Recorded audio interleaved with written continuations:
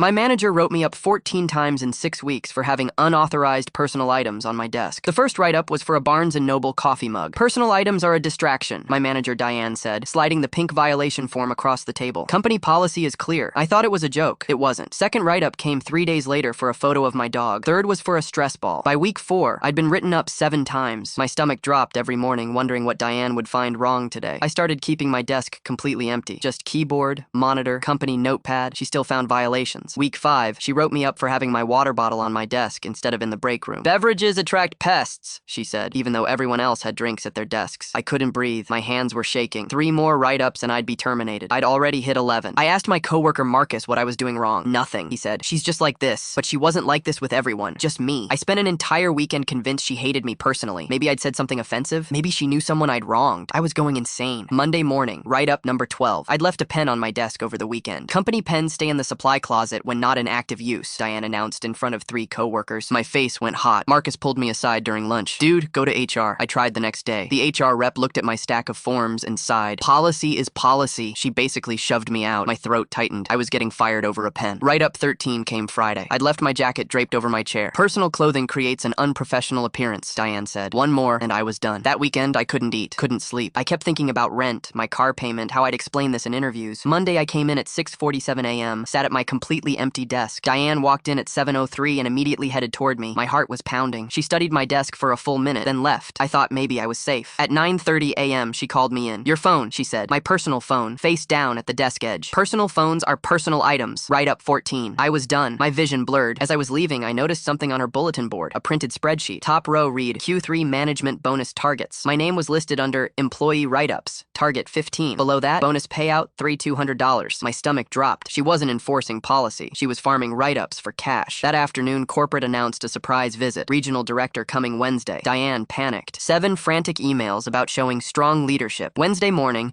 the regional director, Mr. Holbrook, arrived at 9 a.m. in a gray suit. Diane practically ran to meet him. Let me show you our workspace standards, she said. She stopped at my desk. Perfect empty surface. This is proper workspace discipline, she told him proudly. He nodded. Then she turned to Marcus's desk, also empty. Then 3 other desks, all empty. We'd coordinated overnight. Diane's face went pale. Where are your personal items? Following the rules, Marcus said innocently. Mr. Holbrook frowned. What policy? Diane froze. Then Mr. Holbrook glanced at her desk. Sitting right there, a Starbucks cup, half full, still warm. I watched the color drain from her face. Is that a personal beverage? He asked slowly. Diane grabbed it. This is just on your desk surface? During work hours? Her hands started trembling. I pulled out my phone, showed him the photo I'd taken of her spreadsheet that morning. He zoomed in, read it. His jaw tightened. My office, now, he told Diane. She was fired by noon. I got her job 3 weeks later. Still can't have a water bottle on my desk, though.